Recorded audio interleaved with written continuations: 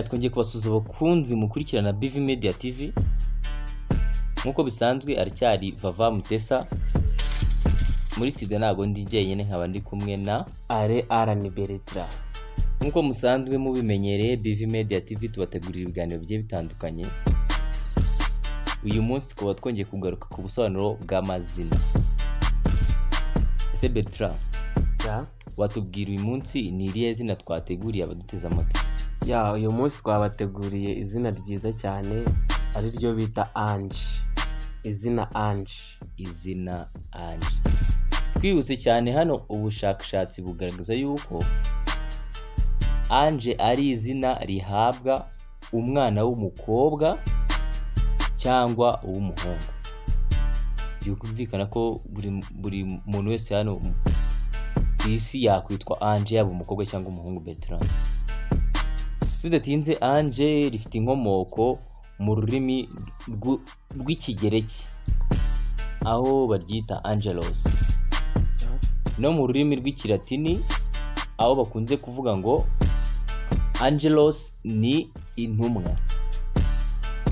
Hose biritiranwa yaba mu kigereki no mu kilatini. Bertrand, so hano bitewe n'umuco cyangwa ururimi, bamwe bafite ukuntu bandika Ange. Bamwe bandika Angela, abandi bakandika Angel, n'abandi bakandika Angelo. So tudatinze, Bertrand, ese watubwira iri zina Ange rifite iyihe myitwarire, cyangwa uyu muntu witwa Ange afite iyihe myitwarire muri sosiyete? Murakoze. Ibintu biranga umukobwa cyangwa se umuhungu witwa Ange, ubushakashatsi bugaragaza ko Ange agira inzozi nyinshi mu buzima bwe.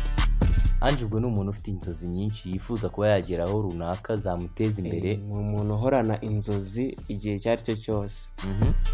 Kandi Ange ni umuntu ugira umutima mwiza w'impuhwe. Umuntu ugira impuhwe bitewe n'ukuntu muri sosiyete aba yitwayemo.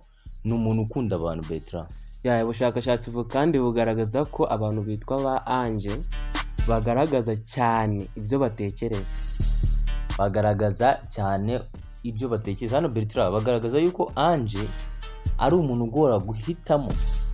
ugorana guhitamo inshuti magara cyangwa inshuti y'inkoramutima.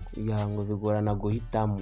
Muri make ni umuntu ugorana cyane. Bertrand, Ange nanone ahorana amakenga cyane ku bantu bose.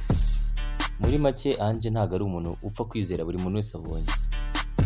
Agira umuntu yizera, cyangwa ariko gusa ntabwo yizera buri muntu 100%. Bertrand, kandi Ange nanone ngo agira inzika Valente, ngo agira inzika cyane ziri hejuru cyane.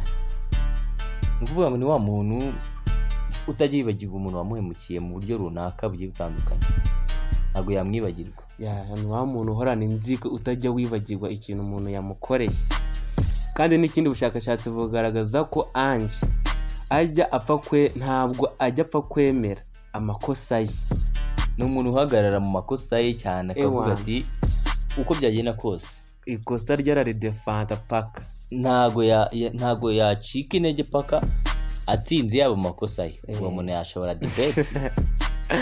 Ange ni umuntu kabisa utsimbarara ku makosa ye. Urumva ko debate yayishobora. Gusa Bertrand, hano ubushakashatsi bugaragaza ko Ange iyo ari umugore ari wa muntu ubuzi ufata inshingano mu rugo rwe. Akaba ari wa muntu wirinda cyane ikintu bita amakimbirane. Uzi kubaka urugo. So Bertrand, tudatinze, hano twasuza bamwe mu bantu bitwa Ange tuzi biga hariya ka Kigali Senior 6 LFK. Nk'uko mubizi, dusuhuza umwe mu bantu tuzi, mu bantu benshi bitwa ba Ange, dusuhuza umwe tuzi neza. So uyu munsi rero twahisemo gusuhuza umuntu wiga ka Kigali Senior 6 LFK, agiye gusoza Valente. Hari Uwase Ange n'undi Ange, bazi babiri se Bertrand? Ni Ange, hari undi Ange tena bigana. Bombi turabashuhuje. Turasuhuzana ba Kevin na ba Berine. Gusa Bertrand, ciao. Washimye.